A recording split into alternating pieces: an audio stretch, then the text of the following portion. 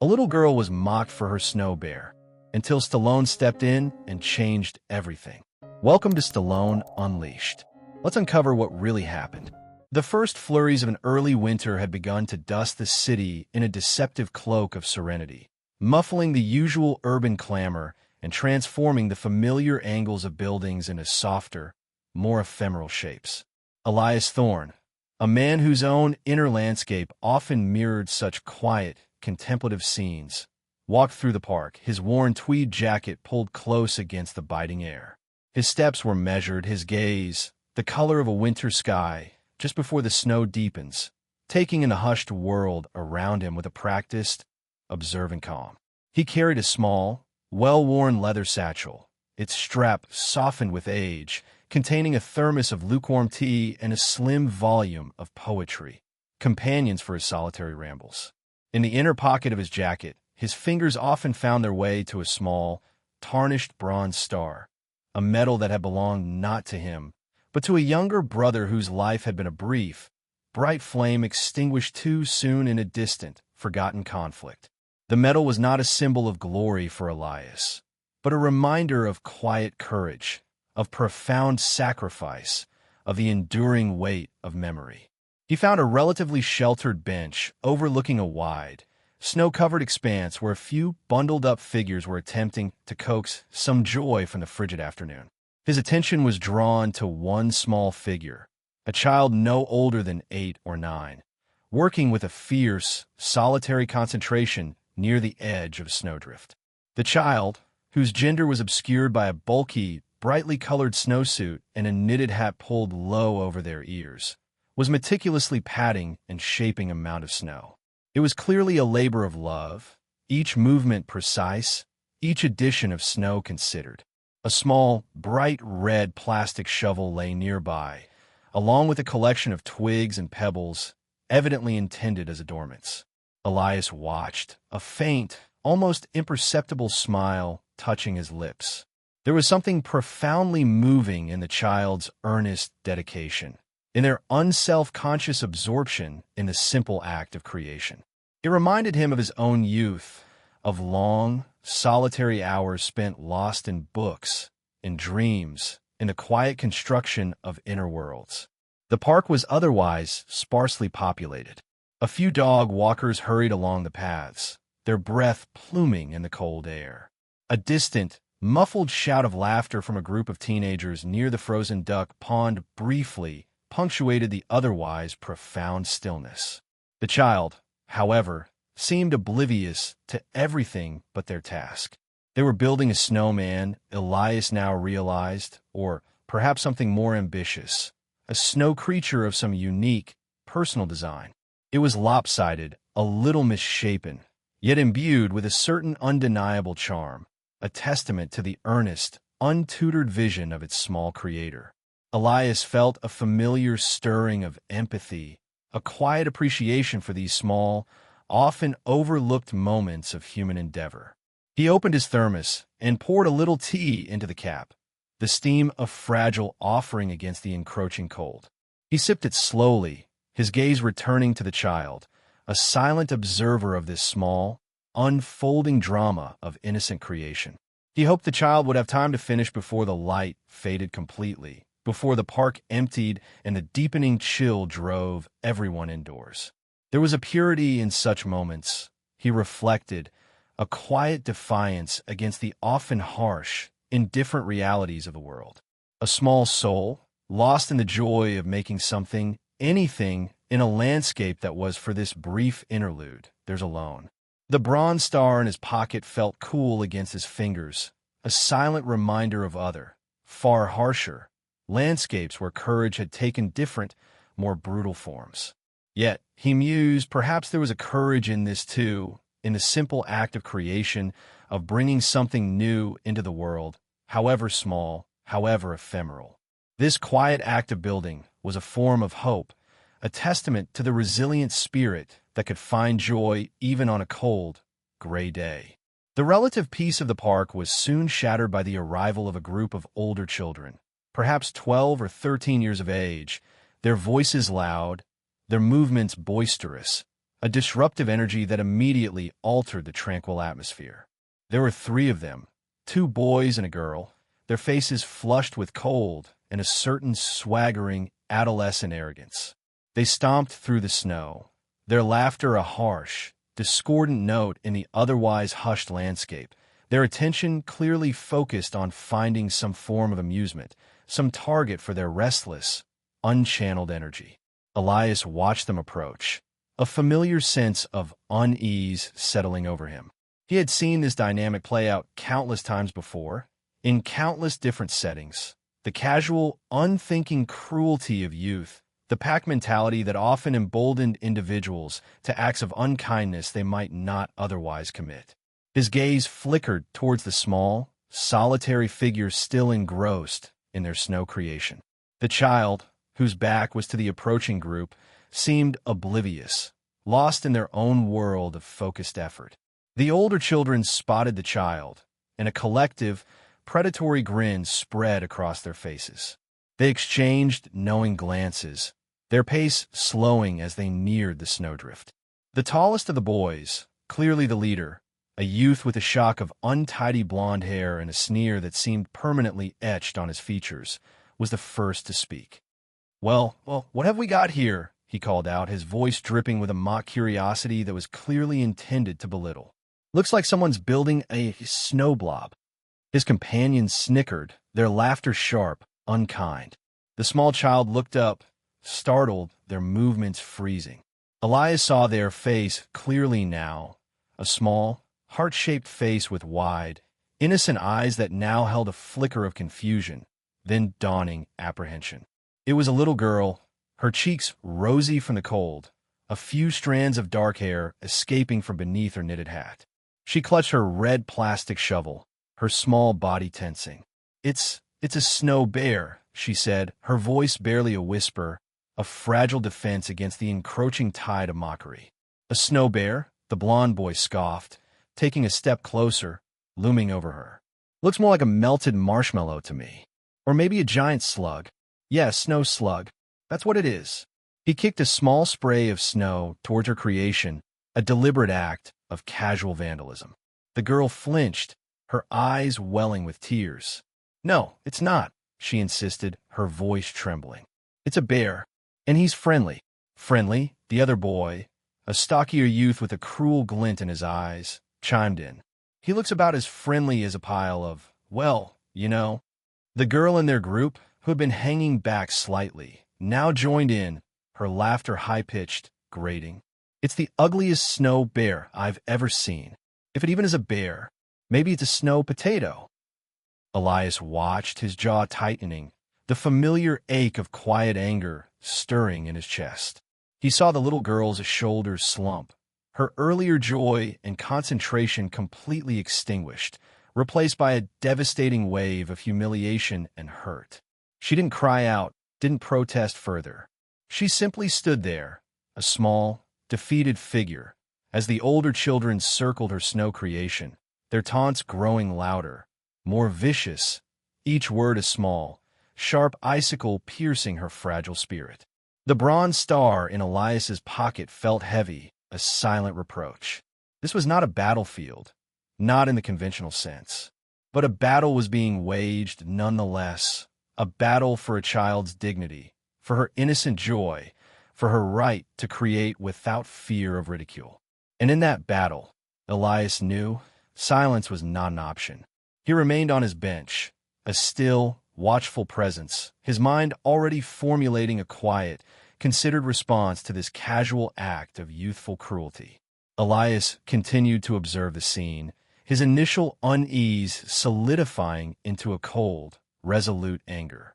The taunts of the older children escalated, each word a calculated barb designed to inflict maximum hurt. They circled the little girl's snow bear, their laughter echoing harshly in the otherwise quiet park. The blond boy, the ringleader, leaned down and, with a deliberate, contemptuous gesture, knocked one of the twig arms off the snow creature. "Oops," he said, his voice dripping with false innocence. "Guess your bear just lost a fight." The little girl, whose name Elias still didn't know, let out a small, choked sob. She didn't try to stop them, didn't protest.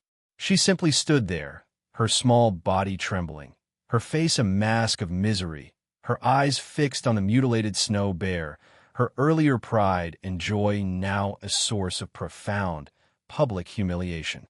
Elias felt a deep, visceral ache in his own chest, a reflection of the child's unspoken pain.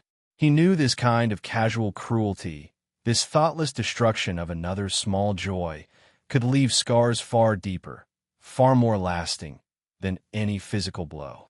It was a violation not just of a snow creation, but of a child's fragile sense of self, her belief in the goodness of the world. He rose slowly from his bench, his movements deliberate, unhurried. He didn't shout, didn't run. He simply began to walk towards the group, his presence a quiet, approaching storm that the older children, in their self-absorbed cruelty, did not immediately notice. As he drew nearer, the stocky boy, emboldened by his leader's actions, took a running start and kicked the base of the snow bear, sending a cascade of snow tumbling down, further disfiguring the lopsided creature. The little girl let out a small, heartbroken cry, a sound that seemed to pierce the cold winter air. That was the final straw for Elias. He quickened his pace slightly, his gaze, now cold and hard as winter ice, fixed on the three older children. They finally noticed him, their taunts faltering as they took in the sight of this tall, unassuming man approaching them with such quiet, unwavering purpose. There was no overt threat in his demeanor, yet there was an undeniable authority, a gravity, that seemed to suck the air out of their cruel game. "That's enough," Elias said, his voice low, calm, yet carrying a resonance that cut through their nervous giggles and made them fall silent. The blond boy, the leader, tried to regain his swagger. "What's it to you, old man?" he sneered, though his voice lacked its earlier confidence. "We're just having some fun." "Fun," Elias repeated, his voice still quiet but now edged with a steely disdain. "Is that what you call it? Finding pleasure in the deliberate humiliation of someone smaller, someone younger? Finding amusement in destroying something that brought another person a moment of simple, innocent joy?" He stopped a few feet away from them, his gaze sweeping over their faces, one by one. He saw the bravado begin to crumble, replaced by a dawning, uncomfortable shame. "There's a word for that kind of fun," Elias continued, his voice a quiet indictment. "It's called cruelty. It's called bullying. And it is the refuge of the weak, not the strong." He then turned his attention to the little girl, who was staring at him with wide, tear-filled eyes, a mixture of fear and a fragile, dawning hope on her small face. He offered her a faint, reassuring smile, a silent promise of alliance, before turning his gaze back to the three older children. The bronze star in his pocket felt like a small, hard piece of his own conscience, a reminder of the true meaning of strength, of courage, of the duty to protect the vulnerable. The lesson, he knew, was about to begin. The three older children shifted uncomfortably under Elias's unwavering gaze. The park, which had been their playground for casual cruelty, now felt like a courtroom, and they were the accused, standing before a quiet, unassuming judge whose authority seemed to emanate not from any official position, but from a deep, unshakable moral core. The blond boy, the ringleader, whose name Elias would later learn was Kevin, tried to muster a defiant retort, but the words seemed to die in his throat. Elias's quiet, principled anger was a force he was clearly unequipped to handle. "You see this child," Elias said, his voice still low, but each word landing with the weight of a carefully placed stone. He gestured towards the little girl, who was now trying to surreptitiously wipe away her tears with the back of her mitten. She was not harming anyone. She was not bothering anyone. She was engaged in a simple, beautiful act of creation. She was bringing a little bit of joy, a little bit of imagination into a cold, gray afternoon.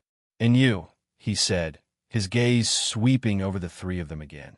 "You chose to mock it, to defile it, to turn her small moment of happiness into an experience of pain and humiliation." He paused, letting his words sink in. The stocky boy looked down at his feet, a flush of shame creeping up his neck. The girl in the group, who had been the most vocal in her mockery, now seemed to be on the verge of tears herself. "Do you have any idea," Elias continued, his voice taking on a new, more personal tone, "what it takes to create something? To take an idea, a dream, a vision in your mind, and to give it form, to bring it into the world? It takes courage, it takes patience, it takes a willingness to be vulnerable, to put a piece of yourself out there for others to see." He then looked directly at Kevin. "And do you have any idea how easy it is to destroy, to criticize, to mock? It takes no courage, no skill, no imagination whatsoever. It is the easiest, most cowardly thing in the world to do. Any fool can tear something down. It takes a true artist, a true builder, a true human being to create." He then did something unexpected. He reached into his pocket and took out the tarnished bronze star. He held it in his open palm, its metallic surface a stark contrast to the white snow all around them. "This," Elias said, his voice dropping, becoming imbued with a profound, sorrowful gravity, "was given to a young man for an act of creation in the midst of destruction. He was a medic in a war a long time ago, and under heavy fire, with chaos and death all around him, he didn't destroy. He built. He built splints out of broken branches. He built hope out of despair. He built life, or at least the possibility of it, where there was only death. He was a creator, a builder, in the harshest environment imaginable." He closed his hand over the metal. "He was my brother," he said softly, "and he was the bravest person I have ever known. And he would be ashamed, deeply ashamed, to see the kind of casual, thoughtless cruelty you have displayed here today." The revelation, the raw, understated emotion in Elias's voice seemed to finally, completely, shatter the last vestiges of the children's defiance. Kevin's face crumpled, his earlier sneer replaced by a look of genuine, horrified remorse. The other two were openly crying now, their earlier mockery transformed into a profound, uncomfortable understanding of the hurt they had caused, not just to the little girl, but to the quiet, dignified man who now stood before them, a silent testament to a courage they could barely comprehend. The weight of Elias's words and the profound, unspoken story of the bronze star settled over the small group in the snowy park, creating a silence that was heavier, more resonant, than any shouted reprimand could ever have been. The three older children stood frozen, their earlier arrogance completely stripped away, leaving them exposed, vulnerable, and for the first time, genuinely contrite. Kevin, the blonde ringleader, was the first to break the silence. His voice, when he finally spoke, was a choked, barely audible whisper. I'm sorry," he stammered, his gaze fixed on the snow-covered ground. "We were just being stupid. We didn't think." "No," Elias said, his voice gentle now, but still firm. "You didn't think. And that is the heart of the matter, isn't it? The failure to think, to consider, to empathize. The failure to see the person behind the lopsided snow bear, to understand the joy and the effort that went into its creation." He then turned his attention to the little girl, who had been watching this entire exchange with wide, uncertain eyes. He knelt down, so that he was at her level, his movements slow, deliberate, so as not to frighten her.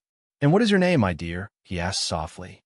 "Anna," she whispered, her voice still a little shaky. "Anna," Elias repeated, a warm smile touching his lips. "That's a beautiful name. And you, Anna, are a very talented builder. Your snow bear has a great deal of character." Anna looked at her disfigured snow creation, a fresh wave of sadness crossing her small face. But they broke him," she said, her lower lip trembling. "They said he was ugly." "What they said, Anna," Elias replied, his gaze holding hers with a quiet, unwavering conviction, "is a reflection of their own ugliness, their own lack of imagination, not a reflection of you or your bear. And as for him being broken, well, sometimes things that are a little broken, a little imperfect, are the most beautiful of all. They show that they have lived, that they have endured. They have a story to tell."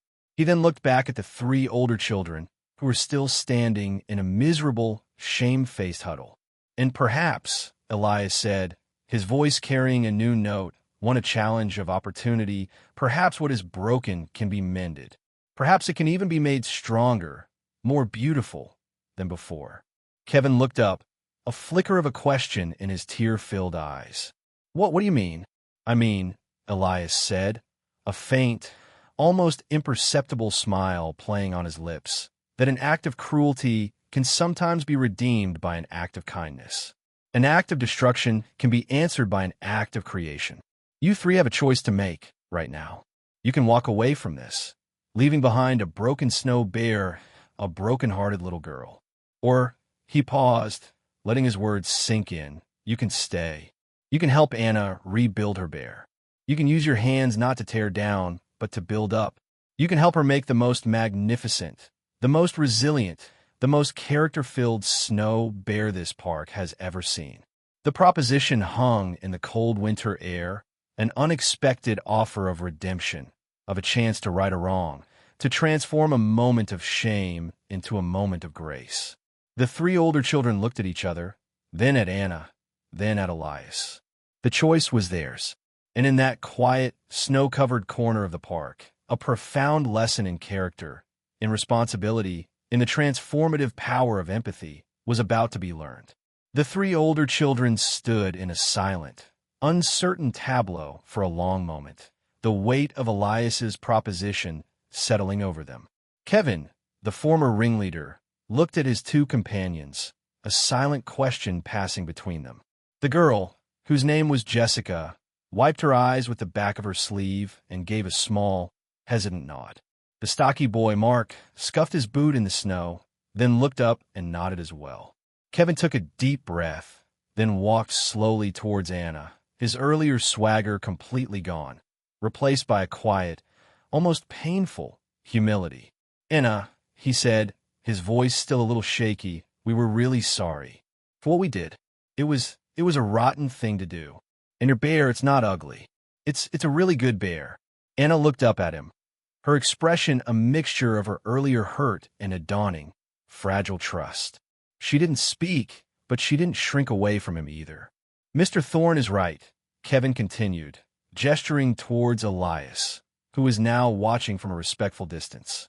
We'd like to help you fix him, if you'll let us. Anna looked at Kevin, then at Jessica and Mark, who were now approaching her with equally contrite expressions. She then looked at Elias, who offered her a small, encouraging smile. She hesitated for another moment, then gave a tiny, almost imperceptible nod. And with that, a small, unexpected miracle began to unfold in the snowy park. The four children, who just a short while ago had been separated by a chasm of cruelty and fear, now began to work together. Kevin, using his size and strength, helped to pack more snow onto the bear's damaged base, his movements careful, almost reverent. Mark, who had a surprising eye for detail, began to reshape the bear's lopsided head, giving it a more defined, more character-filled expression. And Jessica, with a surprising gentleness, began to gather new twigs for the arms and carefully selected pebbles for the eyes and the nose. Elias watched, his heart filled with a quiet, profound joy. This was a scene he would not soon forget. It was a testament to the inherent capacity for goodness in young hearts, a reminder that even after a moment of thoughtless cruelty, redemption was possible, connection was possible. He saw Anna begin to smile, a genuine, unforced smile that lit up her small face. She started to give directions, her earlier timidity replaced by a newfound confidence, the confidence of a creator whose vision was now being respected, even celebrated. No, the arm goes a little higher, she instructed Kevin, who listened intently and adjusted the twig accordingly. And the nose should be a little crooked, she told Jessica. It gives him more personality. The four of them worked together for the better part of an hour, their earlier animosity completely forgotten, replaced by a shared sense of purpose, of creative collaboration. The snow bear, under their combined efforts, began to take on a new, more magnificent form. It was still a little lopsided, still a little imperfect, but it was now imbued with something far more valuable than technical perfection. It was imbued with the spirit of reconciliation, of a lesson learned, of a small community forged in the crucible of a shared act of creation. As the light began to fade and the park grew colder, they finally stood back to admire their work. The snow bear stood proudly, its pebble eyes seeming to gaze out at the world with a quiet, resilient wisdom. It was no longer just Anna's creation. It was theirs, a symbol of a wrong righted, a connection made. Elias, feeling his work was done, began to walk away, not wanting to intrude on their moment. But Anna saw him leaving. "Mr. Thorne, wait," she called out.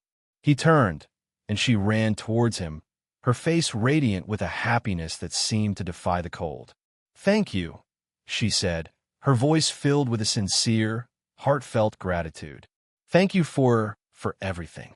"You're very welcome, Anna," Elias replied, his own voice a little thick with emotion. "But you and your new friends, you are the ones who truly did the work. You created something beautiful today, not just out of snow, but out of kindness, out of understanding." He smiled at her, then at the three older children, who were now watching with a mixture of pride and a lingering, but healing, shame. "Remember this day," he said to all of them. "Remember that it is always easier to tear down than to build up. But the joy, the satisfaction, the true strength is always, always in the building." With a final, warm nod, he turned and walked away, leaving the four children standing together in the twilight, beside their magnificent, imperfect, and utterly beautiful snow bear. The bronze star in his pocket felt warm against his skin, a silent affirmation of a battle won, not with weapons, but with wisdom, with empathy, and with an unwavering belief in the redemptive power of the human heart. Elias walked home through the quiet, snow-dusted streets, the image of the four children working together on the snow bear a warm, glowing ember in his mind. It had been a small, almost insignificant event in the grand scheme of the city's life, a fleeting drama in a forgotten corner of a park. Yet, for Elias, it held a profound significance. It was a testament to the enduring possibility of change, of redemption, of the human heart's capacity to learn, to grow, to choose kindness over cruelty. He thought of Kevin, Jessica, and Mark. They had started the afternoon as casual bullies, their actions driven by a thoughtless, herd-like mentality. But when confronted with the consequences of their cruelty, when offered a path towards redemption, they had taken it. They had chosen to build rather than to destroy, to connect rather than to alienate. And in doing so, they had not only mended a broken snow bear, but had also, perhaps, begun to mend something within themselves.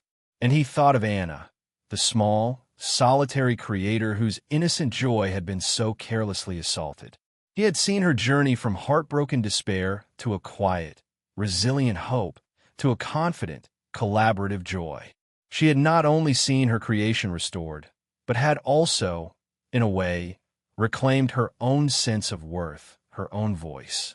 She had learned, perhaps, that her vision mattered, that her quiet passion had a power of its own, a power that could, in the end, even transform the hearts of her tormentors. The bronze star, which he now took from his pocket, felt different in his hand. It was still a symbol of his brother's sacrifice, of a courage tested in the crucible of war. But today it had also become a symbol of a different kind of battle, a different kind of victory. It had been a catalyst, a tool, not of conflict, but of connection, a way to bridge the gap between a thoughtless present and a meaningful past, between a child's pain and a group of teenagers' dawning conscience. He knew that the world was full of such small, often unseen battles. The battle between empathy and indifference, between creation and destruction, between hope and despair. And he knew that these battles were not won by armies or by governments, but by individuals, by quiet acts of courage, by the willingness to see the humanity in others, to stand up for the vulnerable, to offer a hand of reconciliation rather than a fist of retribution. As he reached his own quiet, book-lined apartment, he felt a sense of profound peace. He had not sought out the drama in the park. He had simply been there, an observer, a witness. But when the moment had demanded it, he had acted, guided by the quiet, unwavering compass of his own conscience, a compass that had been calibrated by a lifetime of listening to the quiet narratives of human courage. The story of Anna and her snow bear would become another of those narratives, a story he would carry with him, a reminder that even on the coldest of winter days, the warmth of the human heart, its capacity for kindness, for forgiveness, for creation, could indeed melt the iciest of divides. And that, Elias knew, was a truth worth holding on to, a story worth telling, a hope worth nurturing always. The following day, a Sunday, Elias found himself drawn back to the park. He didn't know why exactly. A part of him simply wanted to see the snow bear again, to confirm that the events of the previous afternoon had been real, not just a figment of his hopeful imagination. The park was quieter today, the snow a little deeper, the air still and cold under a pale, winter sun. He walked towards the snowdrift where Anna had been working, and there it was, the snow bear. It had survived the night, its lopsided, character-filled form a silent, resilient presence in the white landscape. Someone, he noticed, had added a new touch.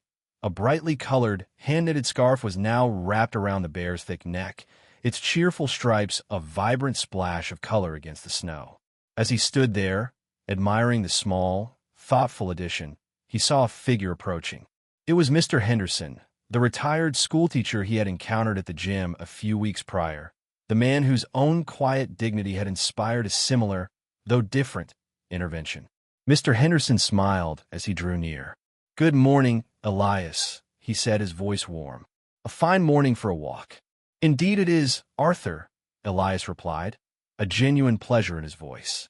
"I see our friend here has acquired some new winter wear." Mr. Henderson chuckled.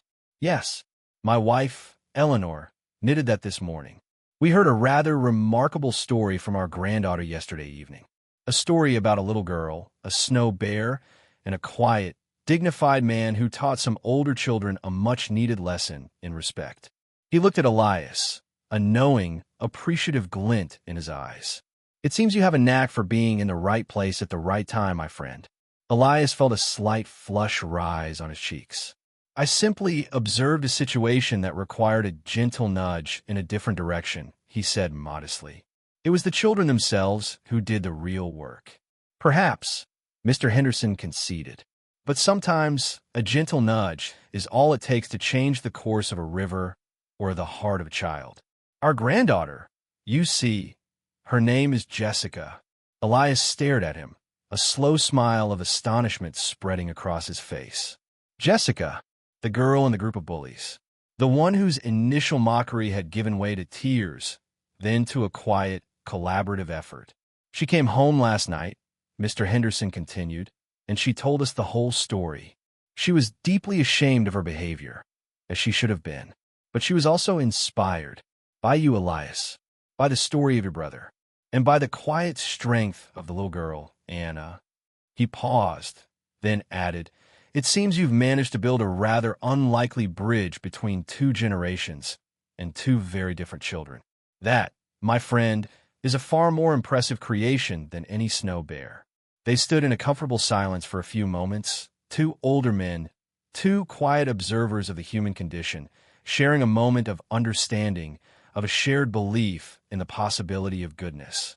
The bronze star in Elias's pocket felt like a quiet affirmation, a link in a chain of courage that stretched from his brother's battlefield, to his own quiet interventions, to the dawning conscience of a young girl in a snowy park. The world, Elias reflected, was a complex, often contradictory place. But it was also a place of surprising connections, of unexpected grace, of small, quiet miracles that could, in their own way, change everything. Elias and Arthur Henderson stood side by side, two quiet sentinels watching over the snow bear, a silent monument to the previous day's small, profound drama.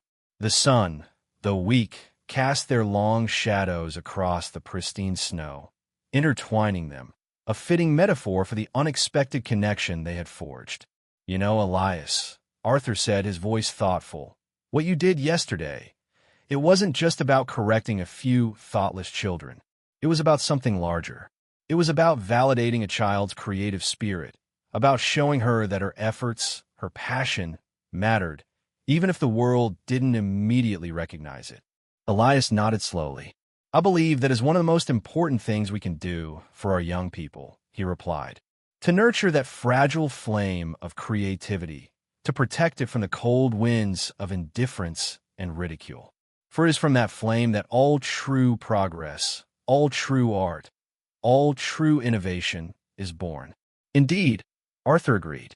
"My Jessica, she's a good girl at heart, but she, like so many young people today, gets caught up in the currents of peer pressure, of seeking approval through a kind of cynical detachment.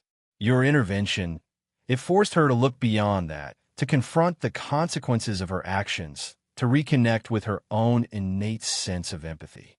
He paused, then added, with a wry smile, "I dare say you taught her a more valuable lesson in one afternoon than I have in 13 years of grandfatherly advice." "Sometimes," Elias said, a faint smile touching his own lips, "a lesson from a stranger can carry a different kind of weight. It is unburdened by the complexities of family history, of established dynamics. It is simply a moment of human connection, unadorned, unexpected." They fell silent again, each lost in his own reflections. Elias thought of the Bronze Star and the brother it represented. He had often wondered what his brother would have become had he been given the chance to live a full life. A doctor, perhaps, like he had been in a war, or maybe a teacher, like Arthur, or a builder, like the little girl Anna. Whatever his path, Elias knew, with an unshakable certainty, that he would have been a man of quiet courage, of profound integrity, a man who would have understood, instinctively, the importance of what had happened in this park. "It's a funny thing, life," Arthur mused, as if reading Elias's thoughts. "The way paths cross, the way small, seemingly insignificant moments can ripple outwards, creating unforeseen consequences, forging unexpected connections." "It is indeed," Elias agreed, "a complex and often mysterious tapestry. And we are all, in our own small ways, both the weavers and the threads." He looked at the snow bear, its pebble eyes seeming to hold a quiet wisdom, its twig arms outstretched in a gesture of universal welcome. It was a temporary creation, destined to melt with the first thaw. But the story it represented, the lesson it embodied, would, he hoped, endure. It was a story of cruelty and kindness, of shame and redemption, of the enduring power of a single, principled voice to change the hearts and minds of others. And it was a story that now connected them all: Elias, Arthur, Jessica, Mark, Kevin, and little Anna, the quiet creator who had, in her own small way, started it all. The Bronze Star in Elias's pocket felt like a quiet promise, a commitment to continue to seek out and nurture such stories, to be a guardian of those quiet narratives of courage that, in the end, were the true measure of our shared humanity. As the sun began its slow descent, casting a golden, late-afternoon glow over the snow-covered park, Elias and Arthur prepared to part ways. They had spent the better part of an hour in quiet, thoughtful conversation, two men from different walks of life, united by a shared understanding of the world, a shared appreciation for the subtle, often overlooked dramas of the human heart. "Well, Elias," Arthur said, extending his hand, "it has been a profound pleasure making your acquaintance, and an even greater pleasure witnessing your quiet brand of moral instruction." Elias shook his hand warmly. "The pleasure and the privilege, Arthur, have been all mine. And please give my very best to your granddaughter, Jessica. Tell her I have a feeling she is destined to be a builder, not a destroyer." Arthur smiled, a genuine, heartfelt smile. "I will, Elias. I most certainly will." As Arthur turned to leave, Elias felt a sudden impulse. He reached into his satchel and took out the slim volume of poetry he so often carried with him. It was a collection by a little-known poet, a writer whose work spoke of quiet resilience, of finding beauty in the ordinary, of the enduring power of the human spirit. "Arthur," Elias said, holding out the book, "a small token for a new friend. I have a feeling you might appreciate the sentiments within." Arthur took the book, his expression one of surprised gratitude. He opened it, his eyes scanning a few lines, then looked up at Elias, a deep, appreciative understanding in his gaze. "Thank you, Elias," he said softly. "This is a very kind gesture. I will treasure it." With a final, warm nod, Arthur walked away, the book of poetry tucked carefully under his arm. Elias watched him go, a quiet sense of peace settling over him. He had come to the park seeking solitude, a moment of quiet reflection. He had found, instead, a series of unexpected connections, a poignant human drama, and a new, kindred spirit. He looked one last time at the snow bear, now standing proudly in the fading light, its hand-knitted scarf a vibrant splash of color against the encroaching dusk. It was a symbol, he reflected, of the beautiful, unexpected things that can be created when we choose empathy over indifference, connection over cruelty, creation over destruction. The bronze star in his pocket felt like a quiet amen. Its story of sacrifice, of courage, had found a new resonance today, not in a grand, public memorial, but in the quiet, transformative moments of a winter afternoon in a city park. And Elias Thorne, the quiet historian, the unassuming guardian of forgotten narratives, knew that these were the stories that truly mattered, the stories that, in the end, had the power to redeem us all. He turned and began his own walk home, his heart a little lighter, his faith in the enduring goodness of the human spirit, however flawed, however fragile, quietly, profoundly reaffirmed. The snow was beginning to fall again, soft, silent flakes drifting down from a darkening sky, blanketing the world in a fresh, clean layer of white, a promise of renewal, of a new day, of new stories yet to be written.